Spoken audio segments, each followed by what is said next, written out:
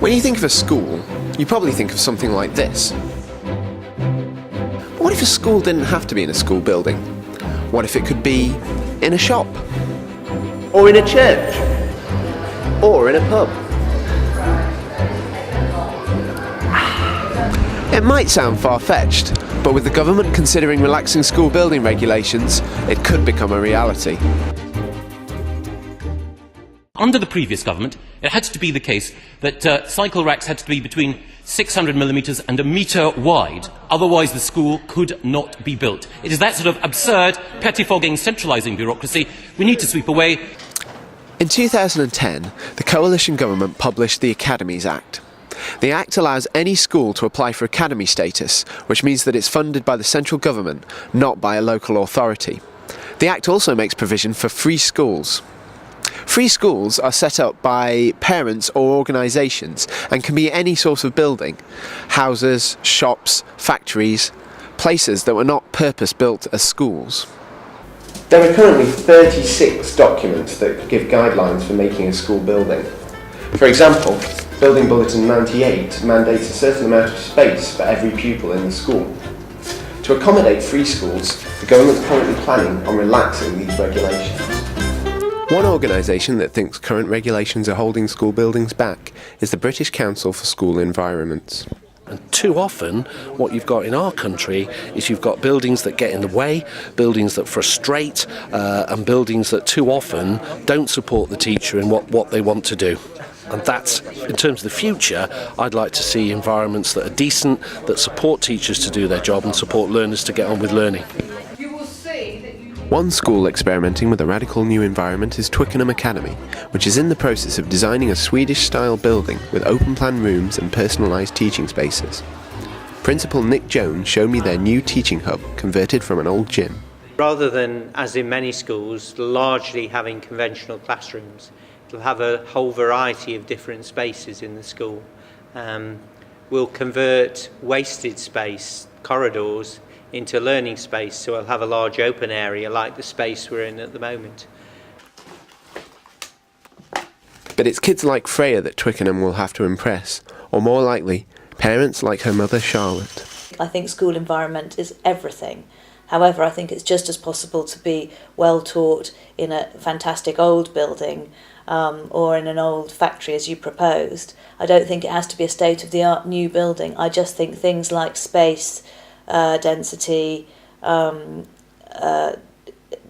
kind of quality of the environment, a very important light, ideally for the children's learning experience.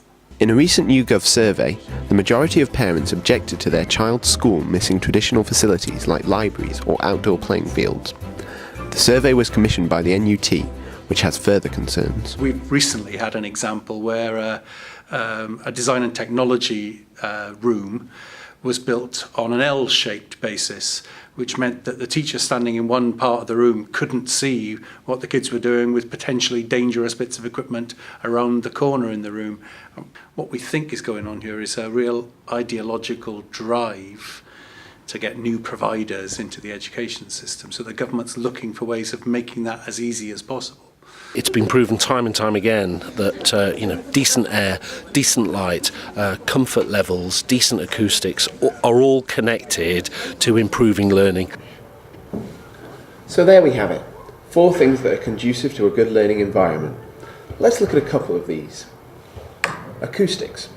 The National Deaf Children's Society advised the last government on acoustics in classrooms. A particular concern of theirs is the quality of sound in large open spaces. We want to see this government honour the commitment to make it mandatory to test acoustics in schools, and we will be submitting to any consultations on building regulations and saying that. We are concerned that it looks like at the moment the government might be moving in the direction of watering down rather than strengthening, and that gives us real concerns. Now let's look at lighting. Dr. Effie Constantino is a research fellow at City University London. She took part in the Sound Vision project, which looked at the effects of lighting in education. I asked her what effect bad classroom lighting can have on children.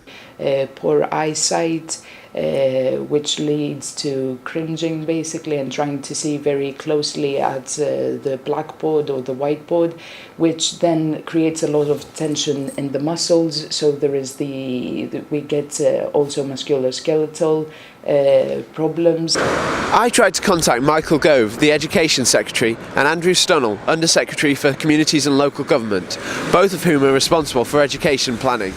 Unfortunately, neither of them was available for comment. I also contacted Partnership for Schools, who are responsible for regulating school buildings, but they said that they will be unable to make any statement until the government publishes its capital spending review. If the building regulations are relaxed, schools aren't going to become death traps. There'll still be normal health and safety rules in effect. However, there are less obvious considerations that could have an impact on the ability to learn. Currently, there's a grey area in government policy at a time when 16 free school applications are under consideration. No changes are expected to be made to the building regulations until the capital spending review is published later this year. One thing's for sure though, no one wants to be in charge of school building regulations when they grow up. What would you like to be when you're older? I'd quite like to do something to do with cooking, or I'm quite interested in psychotherapy.